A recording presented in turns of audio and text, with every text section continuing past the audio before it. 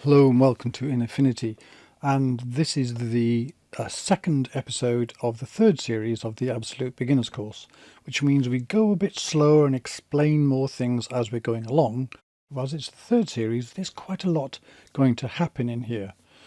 And the picture here is from a viewer, Pedro, so thank you, Pedro. And this is also the second recording of this episode because I had a long conversation with Pedro about it, and we discussed things, and he came up with some really good ideas and things he wanted to see with the pictures. So this is kind of episode 2. I'm going to leave a link below to the first version in case you wanted to go back to that, but this is, I think, a better way of doing things. So we're going to start off and just have a look at this. And what do we see? We see here that we've got an old car. It's a Cadillac and it is pretty rusty. Although the shape of the car is still there. With the paint job on this, it would look great. So that's one of the things we want to do, is to put some paint on it. And when you look at this, you say, how do I see this? Because this is a two-dimensional representation of a three-dimensional object. So how do I see the shape? And it's to do with the subtle shading. However, a lot of that is lost because there's so much changing in colour here and so on. There's loss of reflection and so on. One thing you can see is up here a bit is the tree shadows here. If you look at a real picture of a nice new shiny very expensive car, then you see that there are things like reflections in here of items around it, but the shape of the car is given to you in clues, like this line down here, for example.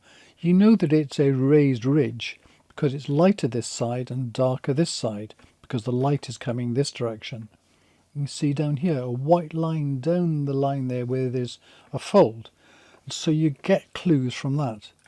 So with this picture, you can see like down here there's a white line.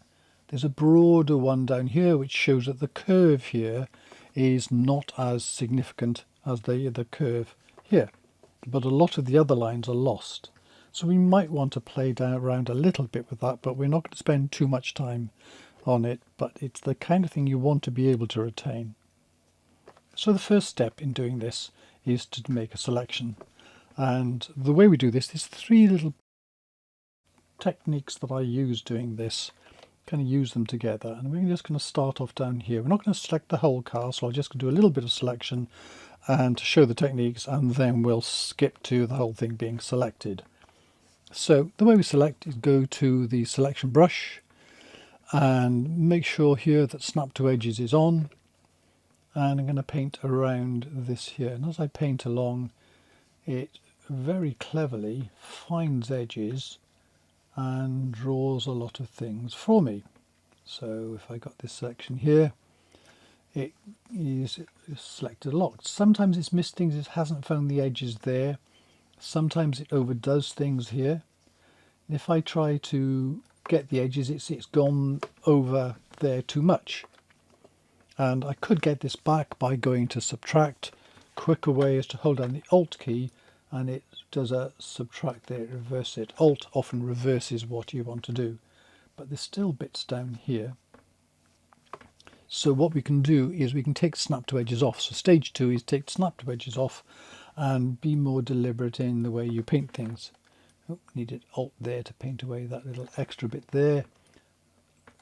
Paint away that bit there and zoom in as much detail as you need to.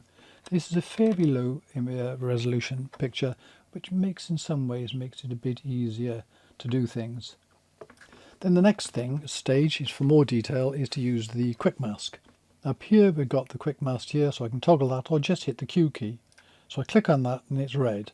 Now I need a paintbrush. And I use black and white here. And at the moment it's on black.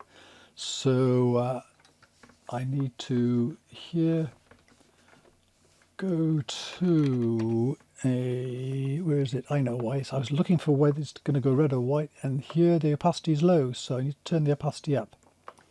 Hardness, turn that up about halfway, so you've got a bit of softness, but you've still got a reasonable edge. Here we go. So we can see that when we're on black, we're doing a subtract. And if I change it to white, then I'm doing a select.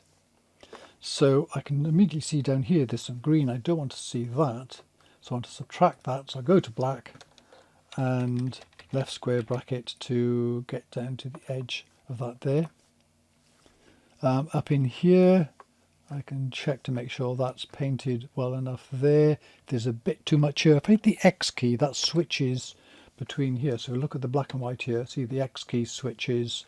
So I can quickly switch to one to get a bit more detail in. So you can get very, very accurate with this. And if you're not sure if it's right or not, hit Q quickly to toggle it back and forwards there. X to recorrect things and so on. And this area here, we don't want that light in there, so I'm going to paint that one out and so on. So we can see here we've got the selected, hit Q again, we can see there's the selection, but we want to skip forwards now to the selecting all of the paintwork. That would take a long time. So here we go. When we got a pixel selection like that, it's useful to be able to save it somewhere so I can bring it back to mask off areas and say only do things within this. And if you go to the channels tab, down here it says pixel selection. And one way I can do this, I can right click that and say create spare channel, or I can go up here where it says select and say save selection and save a spare channel here. Whichever way you do it is exactly the same effect, and down here you get something now called spare channel. So if I right click on that and rename it and call that paintwork. When you're doing something fairly detailed, it's a good idea to name things along the way, otherwise it can be a little bit confusing. So here we go. So the next thing now that I want to do is I can hit Control D, by the way, because I don't need the marching ants, is I want to start looking at the tone in the car and kind of fixing that. But the colours here are going to make that more difficult. So what I'm going to do is to make it grey, first of all, as an intermediate stage before giving it the final colour. So a way to do that is I go to Layer, New Fill Layer, and that fills me up with a colour, just a single colour of the whole screen. And to change that to grey, I go to the Swatches tab up here, and there's black and white here, and in between is mid-grey, so I click on that. So that's a middle grey. And now I want to be able to see through that to the car underneath. And so I'm going to go to the blend mode here and just scan down until I can see it working. So where do I go? And hue, there we go, hue's good. Saturation and colour also to have the same effect, but there I've got this nicely in here. I'm going to give it a name and call that grey fill. But now then, I want to be able to have the rest of it in full colour. So now I bring back my little selection down here, right click on here. If I say to load to grey fill alpha, fill layers have got a built-in mask, but you can't see it, but you can see the effect here that this is. I've masked just this area, so I've got this now nice and grey. So what do I do next is I want to add some smoothing here. I want to smooth out these areas, and I could go straight to just cloning into it, but I'm going to do a shortcut which helps me along the way, and that is I'm going to first of all go to Layer and Merge Visible. And what this does, it takes a copy of everything you can see and puts it all on one flat layer by itself, which is there. And I'm going to call this now Grey Smoothing. Okay. Now then, what I want to do with this is to go to this for here. And first of all, I'm actually going to invert it. And you'll see why in a moment. So I can go Layer, Invert, or just hit Control I, and everything's backwards. But this is the outside now is all funny, so I want to mask that out. But I can't. There's no built-in mask here because it's just a pixel layer. So I will click on Mask here, which adds a mask to it, and I can right-click the paintwork and say Load to Mask Alpha, and now I've restored everything else except for the inverted paintwork. So I click on that layer now, and go down here, and as I turn this down, if I get to 50%, it goes completely solid. and you can't see any of the detail of the 3D effects now, so I need to keep going until I get something that's basically doing a lot of the job for me of tidying it up, but I can still see the 3D shape of the car. And round about that, you know, the 30, 36, 37% looks just about okay. So now there's another layer going in, so I just go straight pixel layer, which is of course initially empty, and I call this one grey patching, because this is going to patch these areas of where effectively the rust and the filler are to make it all smoother. And to do this, I can zoom in closer here. One way I can do that is to use the clone brush. Make sure that this source here is set to current layer and below.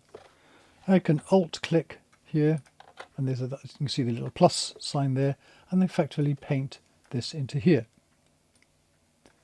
This has got a hardness here of 100%. You might reduce that down somewhat, but you get the effect, and it paints from where the plus is onto this.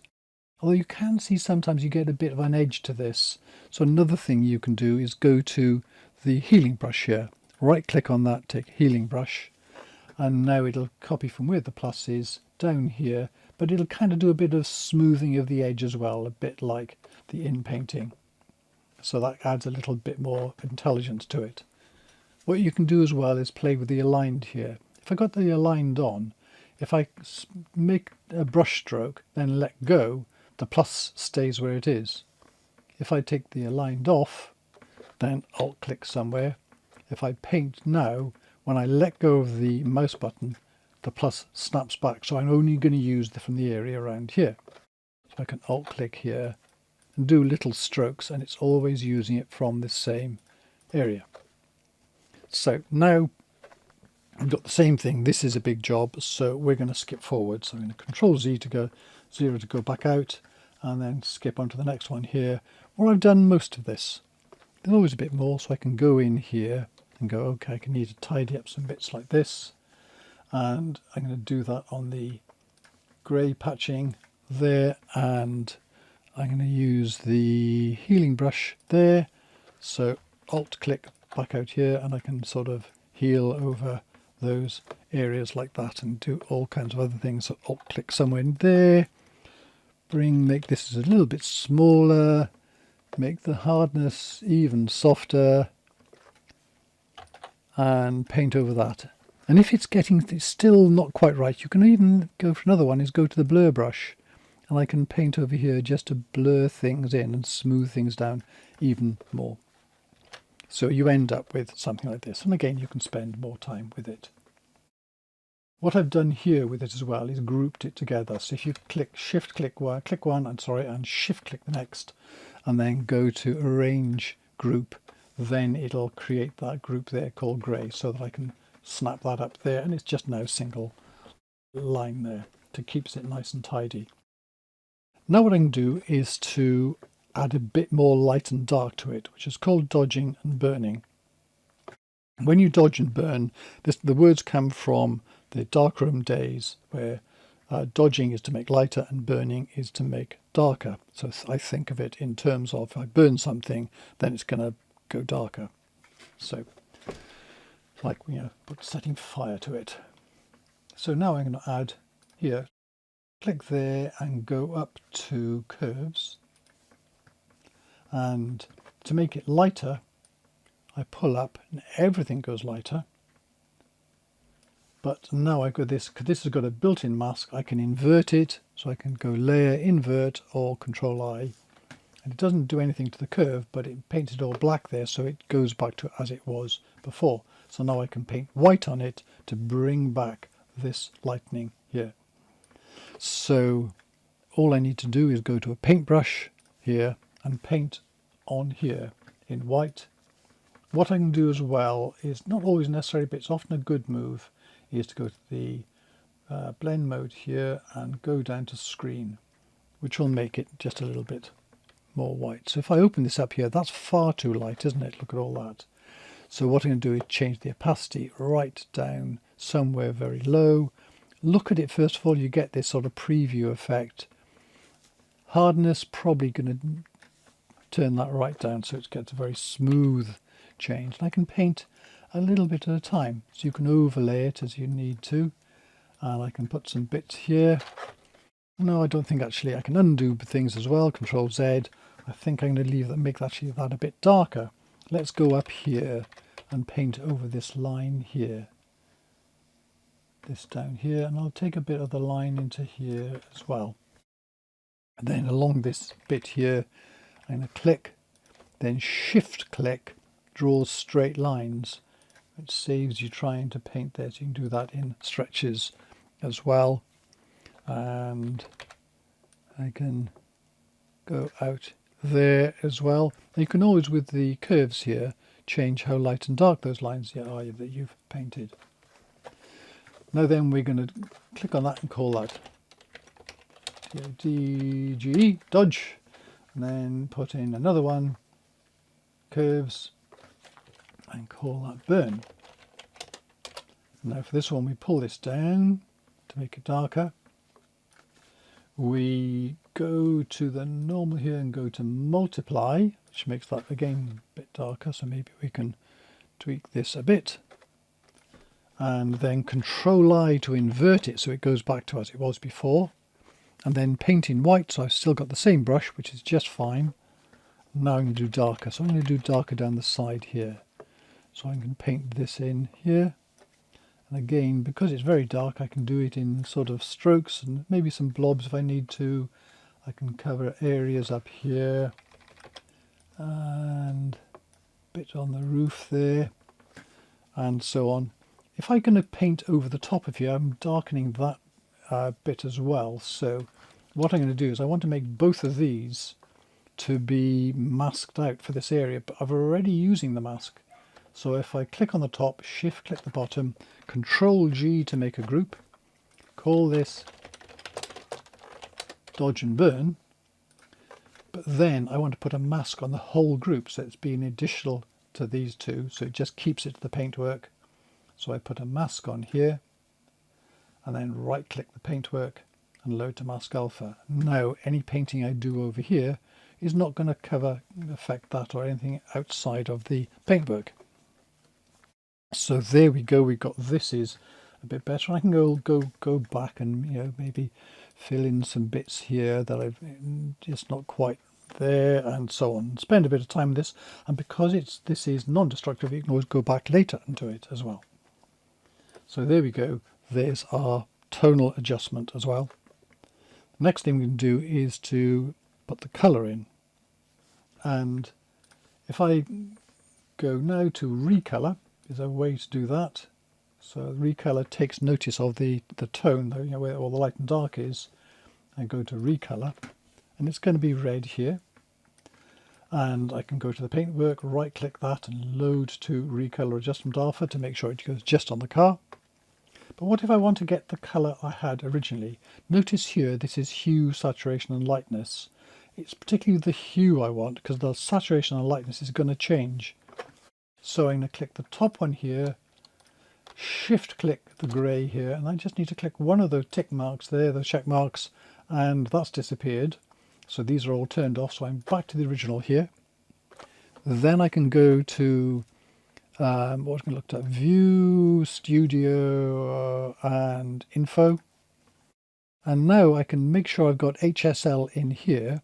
To get that, I click on the colour model above there, and I can change that to HSL.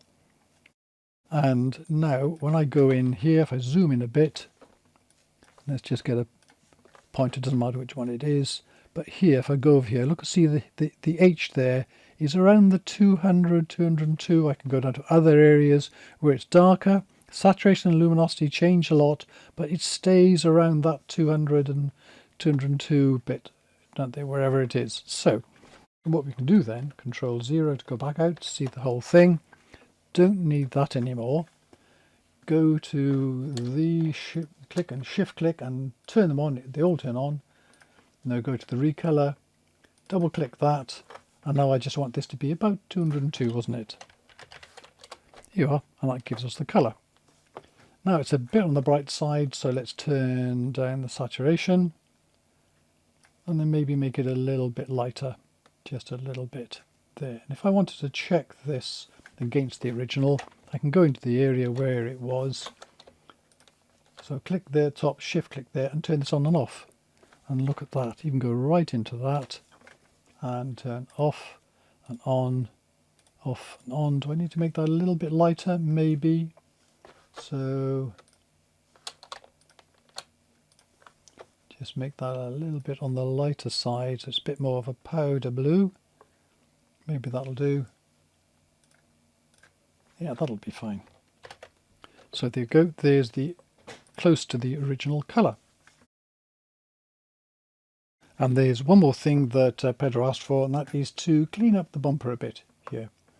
So what we'll do here is we'll zoom into this, and we're going to do a selection of this. So we'll do this fairly quickly, but we want to get the whole thing in here.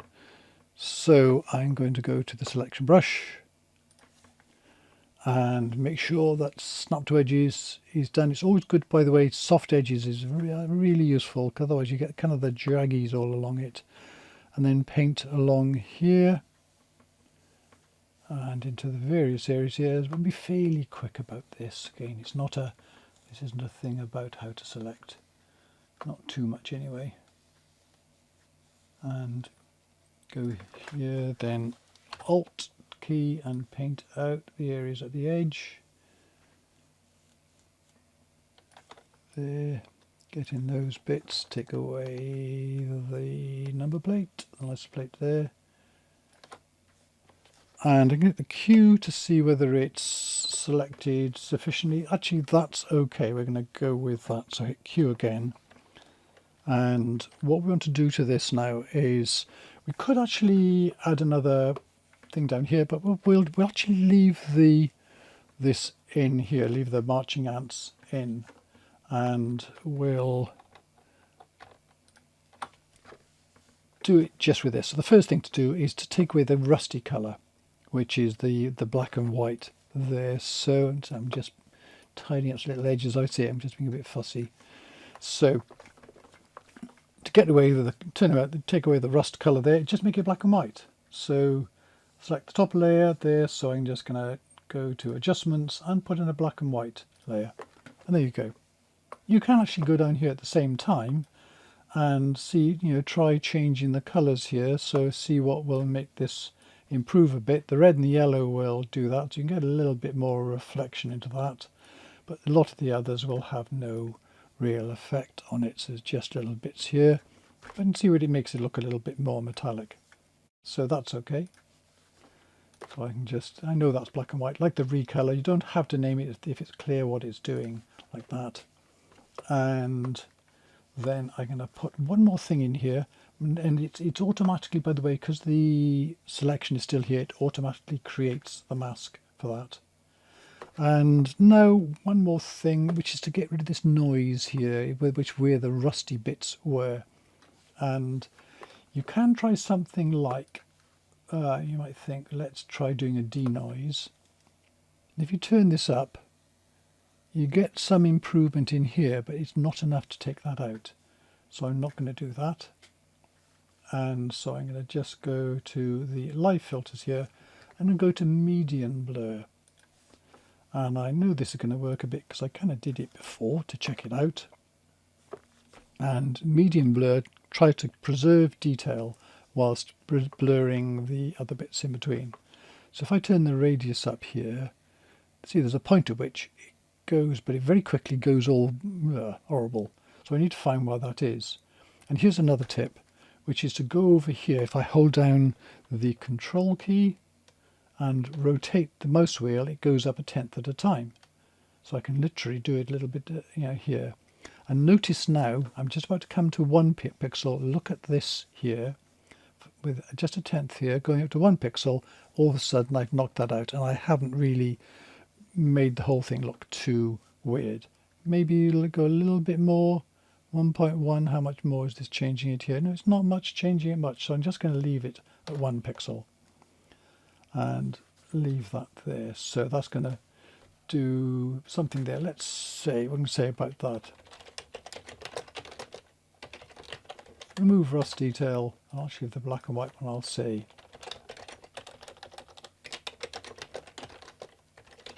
remove Gus Colour, shift click to those two together, Control G to group them, and call that one Bumper.